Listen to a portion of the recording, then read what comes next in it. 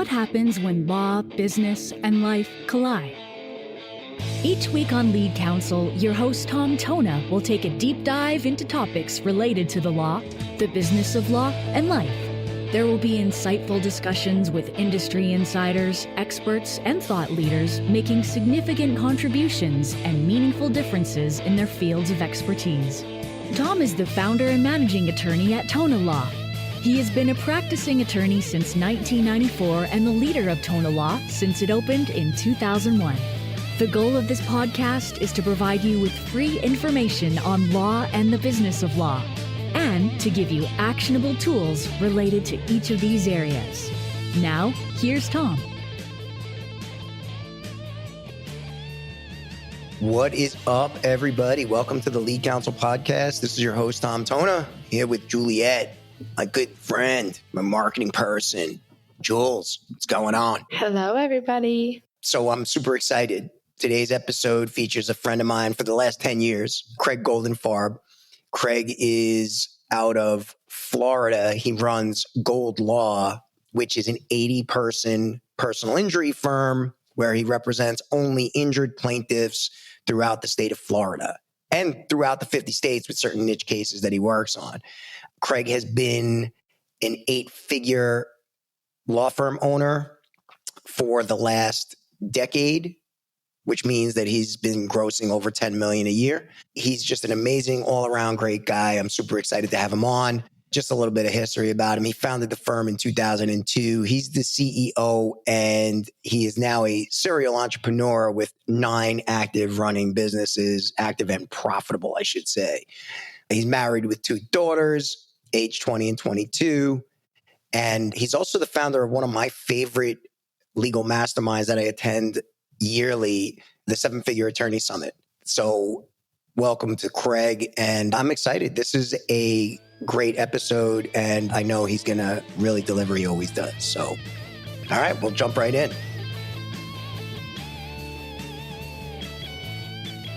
Craig, welcome to the show, my man. Thank you, Tom. I'm really glad to have you on as a guest. You know, I love you. What do I know? You like 10 years now? At least, probably more than 10. Yep. We started out in Atticus at the DYM, and it's been an awesome ride with you watching everything that you're doing. So, well, thanks, man. It's been a pleasure to watch you grow and learn along with me. I'm learning a lot from you, man, from you. So I just want to jump right in. Give us a little bit of background on you and how you started doing the field of personal injury. Like what made you get into personal injury and open up the firm? Sure. I went to law school and didn't really know what I was going to do. And then I met a girl. That's how a lot of stories happen, right? I met a girl, and she was not in law school, but she was in journalism school. And her dad happened to be a lawyer. And this was at the University of Florida. And her dad was a personal injury lawyer. So I started dating her, and then I was about to graduate from law school with my amazing GPA of 2.8. So at 2.8, you can recall that I wasn't getting a lot of interviews. So her dad took me to dinner and said, "Hey, loser, with your 2.8, I hear you're getting a lot of interviews." So I knew that he was a funny guy. And he said, "Why don't you come and work in Miami and do personal injury with me? And I will teach you how to be a lawyer, and I will teach you how to be a businessman at the same time." And even though I was not even engaged to his daughter yet, I took the job. And here I am 30 years later, still a personal injury attorney. Awesome. Awesome. Yeah, listen, my wife, same thing, rooted me to everything. So thank God for our wives. Exactly. So listen, in the intro, I introduced you as, an 8-figure lawyer, right? And you've been an 8-figure attorney, grossing over 10 mil a year for roughly about a decade. I read online recently. Yes, that's true. So it's no small feat what you've done. And there's a lot I want to go through today, but give me the journey from where you started when you first opened up, as much as you can do it in like a short amount of time, to the 8-figure threshold. Because I know there are people listening that want to be 7-figure attorneys, and I know you run, your mastermind on that. But just give us a snapshot of the road to 10 mil. Sure. I think really the key to it is that you've got to identify early what your goals are. And do you want to be a full-time attorney? Do you want to be a full-time business person? Or do you want to be somewhere in the middle? And most lawyers want to be somewhere in the middle because they became lawyers for a reason, which is to actually have clients and deal with cases. I wasn't really sure my first several years where I wanted to be on that continuum, lawyer versus entrepreneur. But after 5 or so years, by the time I was in my early 30s, I realized I really was good at business and I was decent at being a trial lawyer, but I wasn't all that happy. And if you're able to be mindful enough in your 30s to figure out where your path of happiness lies and you point your compass in that direction, then if you're lucky, you'll get there. And if you work to get there, you'll get there. So in my early 30s, I knew I wanted to become on one end of the continuum, which was a full-time businessman. I did not want to practice law anymore at some point. Now, I say it's okay to be anywhere on that continuum. You can do 50% law if you love law and you want to keep being a lawyer. But identifying where you want to be is kind of the key. And then taking all the action steps necessary to get to where you want to be with your combination of being a business person versus being a lawyer. And I ended up being a 100% business person. And I'm following in those footsteps. I made the decision a long time ago as well. So it was interesting because we were at your seven-figure attorney seminar recently. And man, first of all, I got to tell you, I've been to a bunch of yours. Every year it just gets better and better. This was like the ultimate mastermind weekend for me. And I mean, you were just delivering value for straight 8 hours. I'm going to confess something to you. So on the questionnaire you give out at the end, you were like, what was the value you would assign to this versus what you paid? Now, and I purposely left it blank. I'm going to tell you why. I'm going to admit this to you. In my head, the number $10,000 at least popped up. All right. It was $1,000 that you charged for the day. And I was afraid that it was going to result in the price getting jacked up. Right. It was a crazy thought process, but I was like, I'm going to admit it to him on the podcast. That's great. Well, nothing's going to change. Nothing's going to change because I don't do that to make money. I love doing the seminar and may go up a couple $100. I don't know, maybe, but I'm certainly not going to kick it up anywhere near that. Because I mean, the goal of this is to take people who can probably afford $1,000 or that amount of money and are not earning 7 figures a year in gross revenue to be able to educate them to the point where hopefully they can. So if I price it out of that range, then I'm not going to be attracting the people who can benefit most from the seminar. Yeah, well, and it also came on the heels. There are a couple of other people we know in the mastermind space that are testing the waters with like $15,000, Right. $15,000 price tags. I don't know how long that's going to last in overall because I think they're doing it more as a moneymaker. Yeah, they're doing it to make money, and they're also doing it sometimes as a sales lead to sell you some coaching services. I do privately coach, as you know, yes, but my dance card is full, so I'm not even selling anything at the seminar at all. I'm not even selling my coaching services. I'm selling no course. I'm selling nothing other than, hey, I hope you come back next year. The content will change. So I'm selling a relationship and I'm selling some knowledge. It was fantastic. I mean, the amount of notes that I took and the actionables that I took away over that 8-hour period between yourself, Michelle, and Mike were just amazing. Well, thanks. And if I could pitch next year is Boston. It's the 7-Figure Attorney Seminar, and the website is 7figureattorney.com. And it's either April 11th or April 18th, 2024 in Boston. And if you want updates, go to that website, 7figureattorney.com. Awesome. I will just put a plug in for you on that as somebody who's attended, I think the last 5 of them. I think I missed one in between, but I went to your first one, right? And I know initially I was doing it because I wanted to support you. You were so generous in everything that you did during the DYM for our entire group in terms of sharing of knowledge and processes and systems. And we're continuing to build on those even now as we speak. The amount of value you deliver that if anybody is listening to this, don't even think about it. The amount that you're charging is a ridiculously low amount for the value that you're delivering. So thank you for that. I would speak to anybody about it because I think it's fantastic what you do. Thank you, Tom. That's an honor to hear you say that. It really is. So let's go a little bit deep on getting to 8 figures because crossing 7 figures, I did that myself personally. It's got to be close to a decade now. And I'm chasing that next level, right? Which you've always represented for me. So, things break differently at 3 million, 5 million, and then 10 million, I'm sure. Give me some of the core strategies that you employed to get to where you're at right now. If you had to pick like your top 5 strategies. Well, I think it's where you focus your personal growth, what you spend your time doing. If you're stuck in more than 50% of the time working in law, you cannot get to 8 figures. That's just an opinion. Or it's a real struggle because you're limiting your ability to deal with your business.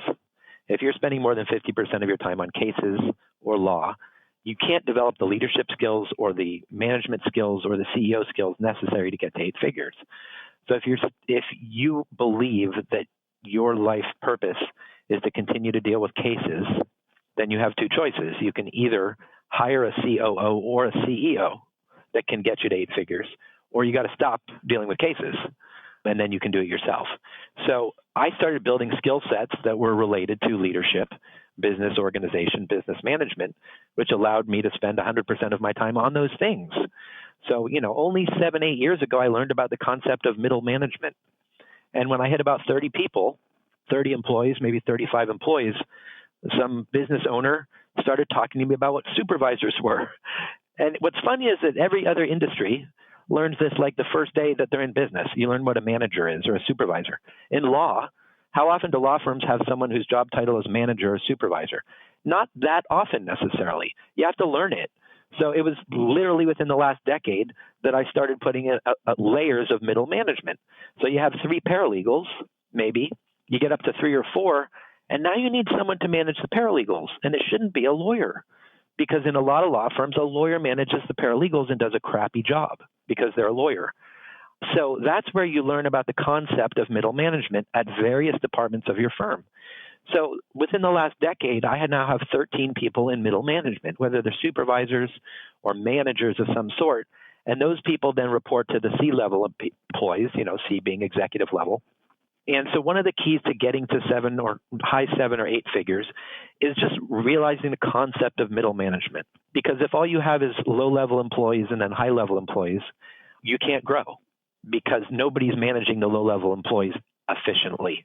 So one concept that I realized relatively too late was the concept of middle management. Every time I hire a supervisor or middle-level manager, I make more money and my business grows because it allows the capacity of the high-level people to grow. So that was one concept that was just absolutely mind-blowing. And what's funny is that every other business, whether it's a shoe store or 7-Eleven, 7-Eleven, or gas station knows the level of middle management, but us brilliant lawyers have never heard of it before. So it's really funny how little we know as businessmen. So that's certainly a concept that I wanted to reinforce into getting to 8 figures. And the second is really working on yourself. I mean, I lectured a couple months ago, and I lectured right after Alex Rodriguez, the baseball player. So I was on the stage right afterwards, and it was pretty impressive. And he said that at his stage in real estate, he's a billionaire now. And, he was the best baseball player in the world for a while. And now he's a billionaire real estate investor. And he said he spends up to 10% of his income on self-improvement. Wow. Now, that guy's a billionaire. And he still has dozens of coaches, just like you do when you're a professional athlete, for various parts of your life. I'm like, that guy earns so much money, it's crazy, but he still spends up to 10% of his money improving himself. So being a lifelong learner and having a humility enough to learn that you always should be growing, and then spending the money and the resources to continue to grow is something that really has taken a long time for me to realize the value of. But I have like 6, 7 different people in my world who I pay a lot of money to help me, that they know more about various things, whether it's a nutritionist, a psychologist. There's so many people, business coach, life coach. All these people can offer something, and they cost money, but you have to be able to afford that. So I started with 1. I had a coach at Atticus at one point, and that's the only coach I had. Now I have 6 or 7. So the concept of humility enough to realize that you can always engage the brilliance of others is just, it really allows you to grow as a person and therefore as a businessman. That is awesome. And you know me, I love metrics because I always try to figure out like the science of what you do, right? So when you throw out a metric like 10%, that's an awesome formula for anybody to follow, right? Like at whatever income level you're at. I did a post on LinkedIn. I did a poll and I said, who believes in coaching? And I think like 35, 40 people answered it. One of the options was who believes in coaching. Then several people, their response was it's a waste.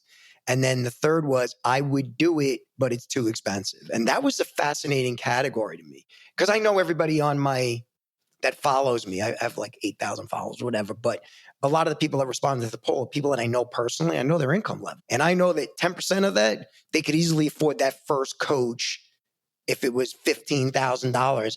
And I was curious, why would you work for a law firm or any other business and not invest in yourself. In other words, if I worked for you, if you hired me to be whatever, I come down to Florida and I'm not going to come to you and say, Craig, invest in me. I would probably pull the trigger myself, deliver more value, and you're going to pay me more money. Absolutely. Right? Because you're not going to want to let me go. So I love that metric. And man, the wisdom of the middle management piece is something I've recently discovered as well in my quest to get to that 8-figure mark. And yeah, it's really some solid foundational wisdom. So that's awesome. And you asked for 5, I'll give you a third one. Yeah. Every lawyer, and we all believe we're bright and that we can do everything better than anybody else. And that's just, I guess that's natural human instinct, especially if you're intelligent or you're a professional. And so the struggle with delegation and what you can delegate and actually really working on your blocks to delegating and taking it on as a challenge is one of the biggest limitations of business growth there is. And I am incredibly type A and incredibly OCD and a control freak. So if you combine all of that together, then the blocks for delegation are just insurmountable unless you really take it on as something that is, it's not a should, it's a must. Because when something, I think Tony Robbins talks about shoulds versus musts. As soon as you convert a should to a must and you really buy it into the must, then it's got new power. I must lose weight or I'm going to die. I must delegate or I'm never going to earn what I want to earn. It's not a should, it's a must. It's an imperative. And when it comes to delegation, if you believe, and you're right, that you can do it better than everybody else, and you stick to that, you can't grow. Because no matter what it is, there's someone who can do it 80% as well as you can. And if you can be satisfied that it can be done 80% as well as you, and you can swallow that, and you can really buy into it, then you can delegate much of what you do. Not all of what you do necessarily, but much of what you do. And I still believe in my ego part of my brain, which is a curse, that I can do everything better than everybody else. Because you may never lose that belief. And it may be true. Let's pretend it's true, that you're the best at everything in your law firm. Just accept that it's true, even though it's not. If you can accept that and go, but if I really want to reach 8 figures, I've got to let anything that someone else can do 80% as well as me go and give it to somebody else and create a structure by which you can check in on it, whatever it is, then you can give it up, and you should give it up. So one of the techniques I used for this is I had my executive team create a job description for me. They created my job description. I hated it because they took everything away from me, and they gave me like 10 things. Literally, they reduced my life to 10 things. Here's what you're responsible for. We're writing your job description, Craig. And I had to sign off on it, which was painful. And we negotiated it, which was painful. But we got it down to 10 things, and I had to sign it. And now when I dip my ridiculous toe in something that's beyond my job description, they literally say, that's not in your job description, Craig. Get out of this. And I give them the power to say that. So if I start looking at a case, say, why didn't you take that depo? They're like, that's none of your business. That's not part of your job. Get out. And they're right. I shouldn't be looking at cases. I may talk to them about the ultimate settlement value of a case just for fun, but I'm not going to get in the nitty-gritty about what depo they took or what witnesses they're calling at trial, because that's not in my job description. So if you can empower your folks to hold you accountable to various things, that's a leader. And that's how you can create a big company and create your own job description, but give it to somebody else to do. That's awesome. I'm laughing because this is something I'm struggling with right now. Like literally, I like to socialize. I'll walk around, say hello in the morning, but I invariably want to delve into a question about a case. Hey, how's it going? And Janira will literally walk out of her office. You know Janira, you've met her before. I do. You're not here to talk about cases with them. There are attorneys that handle these cases. We'll give you the macro when you need the macro. And it's tough. It's really tough. I love that exercise that you just recommended. I may go back and have them create a job description for me. I'll tell you, it's painful, Tom, because it reduces you to one page, but it's high level stuff. I mean, part of it is philanthropist, right? I mean, or, be community liaison. I mean, that's rather broad and it has no detail in it. So it freaks me out because it doesn't satisfy me as far as the job description, but that is true. I'm a community liaison and a philanthropist. That's part of what I need to do to grow my business. And that's crazy because I thought I was a lawyer or maybe even a CEO. But they reduced me down to business generation, philanthropy, all these broad terms that have nothing to do with anything I do all day. Or supposed to. but your highest best use, right? It's my highest best use. Absolutely. Yep. Sure. So dig down a little bit for us on, because I know a lot of PI related, personal injury related people will be listening to this.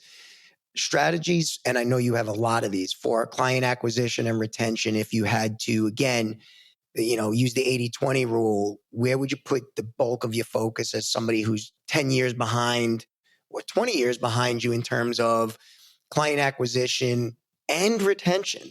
Because that retention is marketing to your existing client base, right? You're doing a good job, et cetera. So, well, the first is making a distinction between the two, which is that client acquisition is a totally separate department, so to speak, or separate strategy as to client retention, because they're two different pools. Client acquisition is new people. I call them new people to your world. Client retention is taking your existing client base or database and then making them fans. And when they become fans, they become referral sources. So one is new, one is old. And if you take everybody knows the Morgan & Morgan example. So Morgan & Morgan doesn't necessarily make all their clients happy and doesn't necessarily get great results in some situations. I'm comfortable saying that because we get a lot of their clients that fire them. So their business model is client acquisition, which is we'll pay the average cost per case for client acquisition because we've got that down to a science. But client retention isn't that important, even though I think it should be. Client retention and making them our fans is less important to us than client acquisition. Now, I think that's a flawed business model, although they're super successful. I think you can do both. You can focus on client acquisition and then take all those clients that you've got and make them your biggest fans and make them your referral sources. And I get 23% of my clients in 2022 from existing or former clients. Now, that's with a multiple seven-figure marketing budget. I still get 23% of my cases for free, right. Which is repeat business, repeat business, right, or that clients refer me their friends or relatives. Right. I call that almost free. It's not free because we have to have client retention programs and treat our clients great and hire great staff and treat them well. So it's not technically free, but it's a lot cheaper than television and digital and radio and billboards, which I also do. So I guess if we talk about client acquisition first, I would agree that TV and billboards and some of the stuff that I still do are a much higher cost of client acquisition than the newer stuff that I also do. So if I were a baby lawyer or I were 30 years old right now, I would definitely not start with TV or radio or billboards because that is a branding move that has taken me 20, 25 years to establish. And I'm well branded now, so I still do it because I'm very well branded on TV, on billboards, etc. So I'm not going to give it up, but I would not start today with mass media. I absolutely would not start. Your cheapest new cost per case acquisition is digital, 100%. And we're starting to leave our mass media budgets static, meaning I'm not spending more on TV every year. I'm spending about the same or less. My billboards are staying about the same or less. My radio, my bus benches, all the mass media are staying about the same or less. But I'm increasing significantly my digital budget. And the digital budgets, the key to me, since I have no interest in learning anything about this, is that I go to enough seminars to learn who to hire. Right. And I think the lawyers who are in their 20s and 30s who grew up with this stuff and are comfortable learning it themselves are still making a mistake by learning it themselves. Because no matter how much time you spend, if you're running a business and practicing law, you don't have enough time to learn it well enough to do it as a full-time job. So when I started to go big on social media, I didn't delve into it and learn Google AdWords. I followed the book Who Not How, which is instead of deciding how do you do this, it's who do you hire to do this? Who Not How. It's a great book. And I said, how much do I pay them and where do I find them? I don't want to learn Google AdWords. I still don't know what Google AdWords are. I still don't know the difference between AdWords and pay-per-click. I still leave the room when someone talks about local searches because I don't care. I just don't care, and I'm not smart enough to figure it out. But what I am smart enough to figure out is that for $70,000, I can hire someone who can do this full-time and get me on the top 3 in the Google Pack, whatever that means.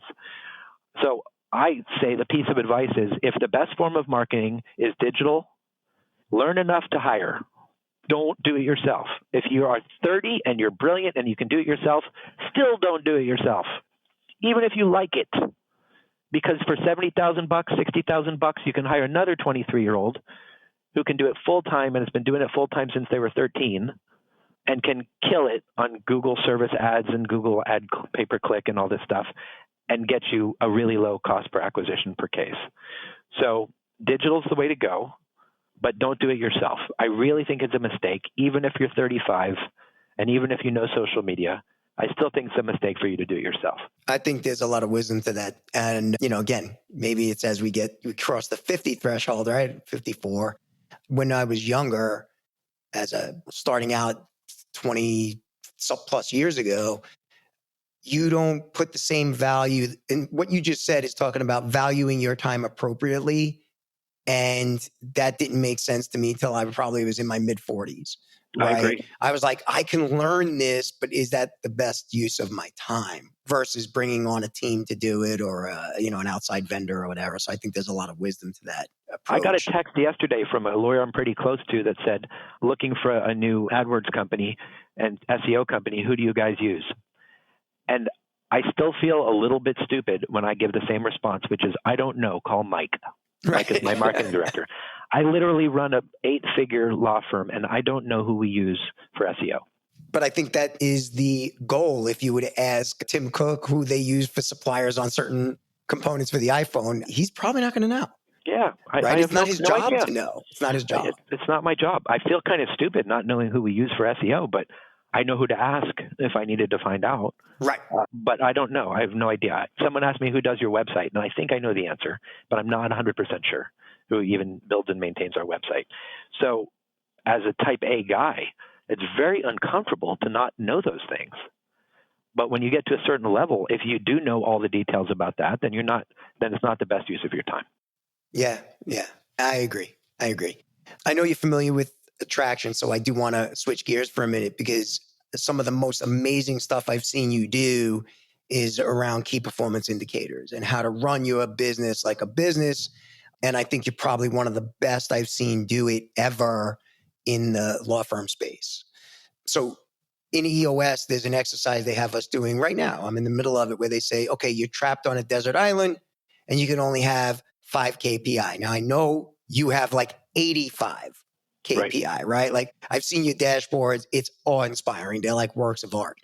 And, we'll talk about your specific dashboards in a second. But if you had to pick your top 5 key performance indicators that, they parachuted in an envelope to Craig, who's stranded on a desert island, and said, Craig, here are your 5 KPIs.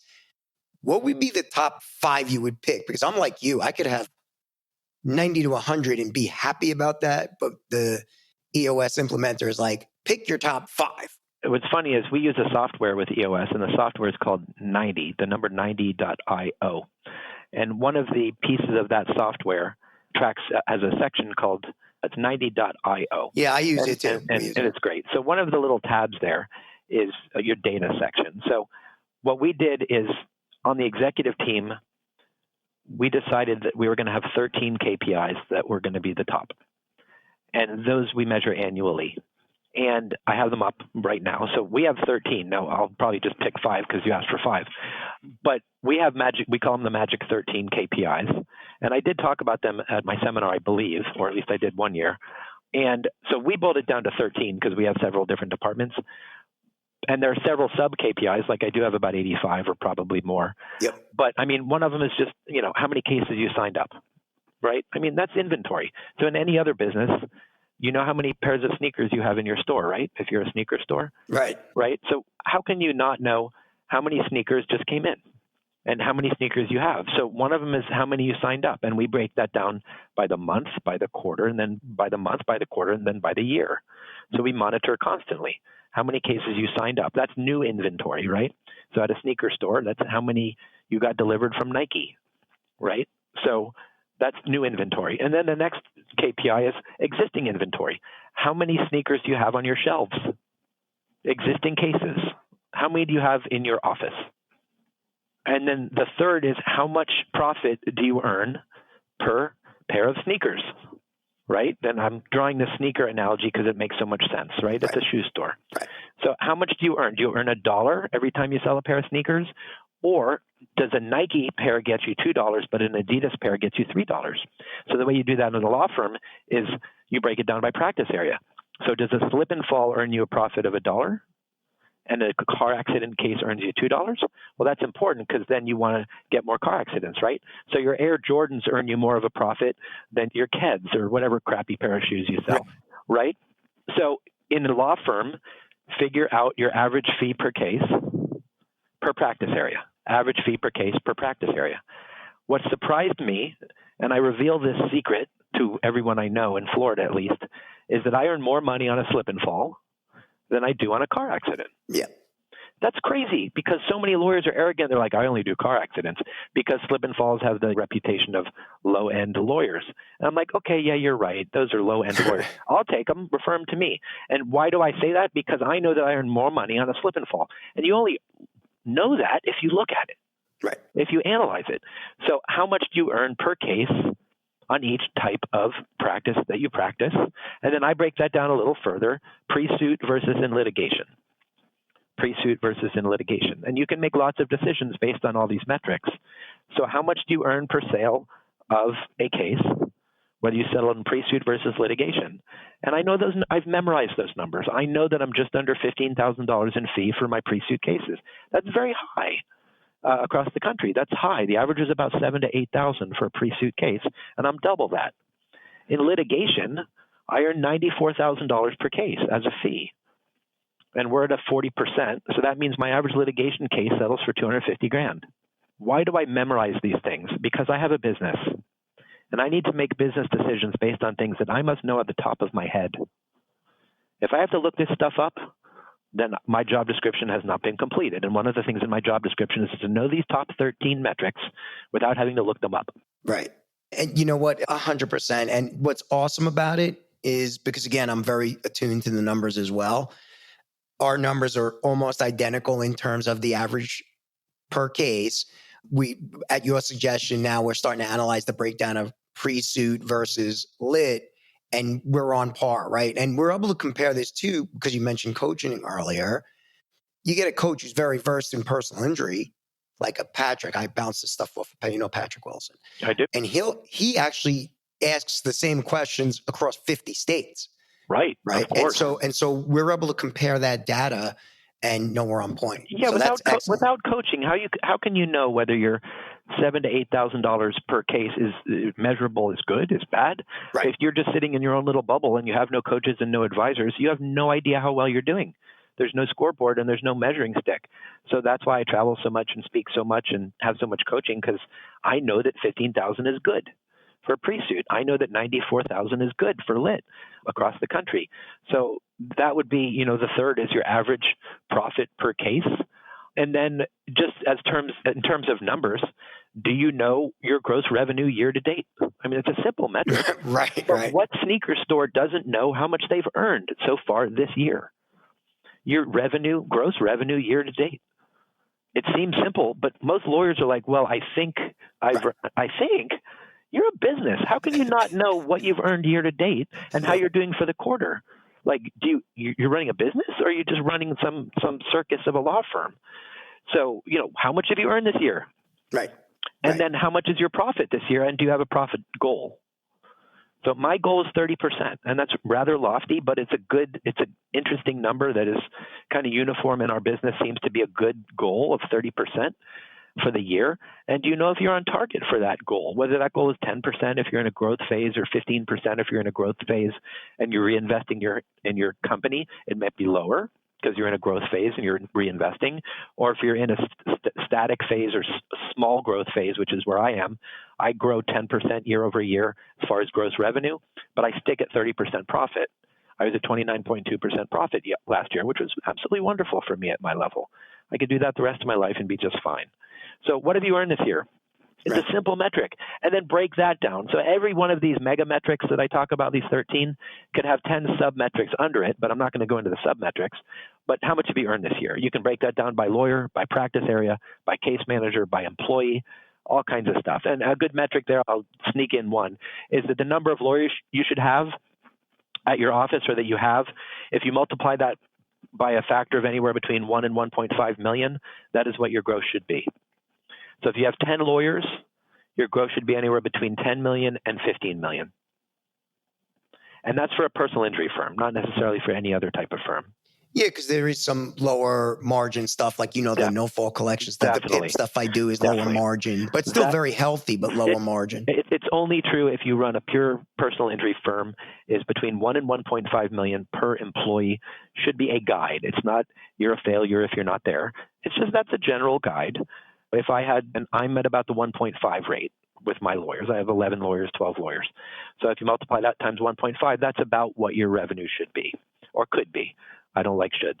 But, that's a good rule of thumb. What have you earned this year? Another metric, or a fifth one that you mentioned, is how many cases did you settle? So the first metric was how many cases did you get in the door? And the last metric is how many cases went out the door. So that brings into the concept of production flow. Do you want there to be a heavier end in what you're signing up than what you're kicking out? Where do you want that to be? Do you want that to be a 1-to-1 ratio? If you sign up 500 cases in a year, do you want to disperse 500 cases in a year? Or do you want to be heavy-ended on the signups because you're growing? And that shows you how long it takes for a case to get through your system. So these are all metrics, but you want to know how many new shoes you got and how many shoes you sold, right? Right. So where do you want that to be? Well, that kind of depends on where you are in your growth phase. I know exactly what our targets are for signups and exactly what our targets are for dispersals. So that's input and output. So that's like the end of the day. How many cases do you want to sign up? How many cases do you want to settle and disperse? So that's kind of like, those are 5 metrics I boiled it down to from front to back of a company. Awesome. Very, very valuable. Because again, I was struggling with this with the coach because I'm like you. I want as much data as possible. I got the big screen TV. I'm putting the data up on there regularly at this point. But then boiling it down to like the top 5, and he was like, just give me 5. And so that was helpful. I'm going to go back and rework some of my metrics that I'm doing with the EOS. But we use 90 as well. I highly recommend that software. Like a lot of the stuff that I recommend, even on the podcast, we did 2 sessions on the disc. I thought it was important to say, yes, it's a valuable test with somebody who teaches you how to master it. If you've done it for 10 years with a coach, now I can use the disc like a real surgical instrument, right? And I know you use all different kinds of hiring tests as well. So we do, but disc is still my favorite, Tom. I'll tell you, it really has come back to it. Mine too. Have you tried the disc with motivators for your attorneys? There's an extended disc. I didn't know that, and you taught me something today. So thank you. So great. Patrick Wilson, I credit him for our attorneys. We run a disc with motivators, which is the highest level of disc I think you can choose. And for management level hires, we'll use it as well.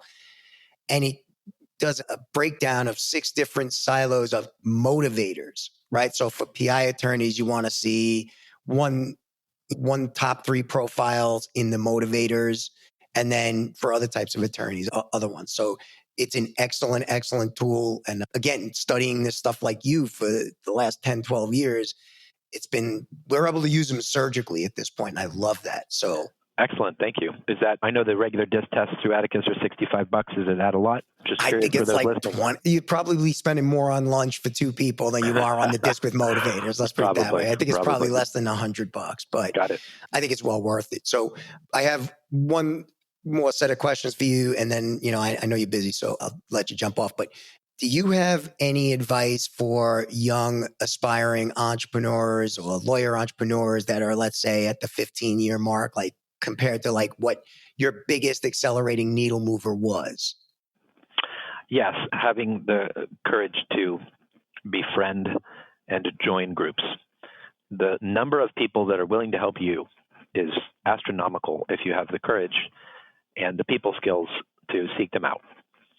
And my friendship with people like you, people at groups like Masterminds, Atticus groups, it really is a somewhat narrow set of human beings who genuinely want to help others. But it's not too hard to find them these days. It used to be hard to find those human beings. But now with all these groups, whether it's masterminds or seminars, you can find people who really want to take an interest in helping you, whether it's and it may be listening to podcasts, it may be reading, but if you are a lifelong learner and you have some people skills, there are an immense amount of resources for you to grow. And I find that the people who are scared and the people who play small, there's a reason, because they're in their amygdala, they're fearful of something, and they don't allow themselves to think big or grow big or talk to people. And as someone who's in the intellectual space and teaching like I am, the people who really want to learn and get better are the people who do. And the people who befriend others and take advantage of those mentorships and relationships and reach out and ask questions are the people who win. And I don't just mean win monetarily. I just mean win in life, that they become happy because they're all about relationships and people. And there's a lot more people out there willing to help you, either for free or not for free, than you think there are. Yeah, that's fantastic advice. I would say, and I did actually do a whole podcast episode on my top 3 needle movers. That one of the top 3 was coaching, right? Just being part of these masterminds, these mentorships you were talking about. It's just been fantastic. And as I continue to grow, I continue to add layers of that. We've talked about it offline. So we have. I mean, I learn of new groups constantly, and I'm vetting new groups to become memberships of even now, despite being successful. It doesn't matter that I'm successful, because success is an ongoing path. And I'm a lifelong learner, and I want to continue to grow as a person, whether it's as a father, a husband, or as a business person. Just never stop learning and never stop growing. Craig, on that note, I'll wrap it up. But man, again, just 40 something minutes of just spitting great wisdom. So thank you so much, man. And you're so generous with your time. I'd love to have you back on again, as the 7-Figure Attorney Summit comes up again, or anything you want to talk about ever, you just let me know and we'll get you on, because the stuff that you're doing for giving back to the profession is nothing short of amazing, to be honest with you. Tom, our friendship has meant a lot to me, and I'll be on your podcast whenever you want, buddy. You're the man. Craig, thank you. And we'll talk soon. If anybody wants to find Craig for any of his services, his 7-Figure Attorney, you can just Google Craig Goldenfarb and give him the name of your website domain, Craig. Sure. It's www.goldlaw.com is my website, because we're branded as Gold Law. And again, the seminar is www.7figureattorney.com.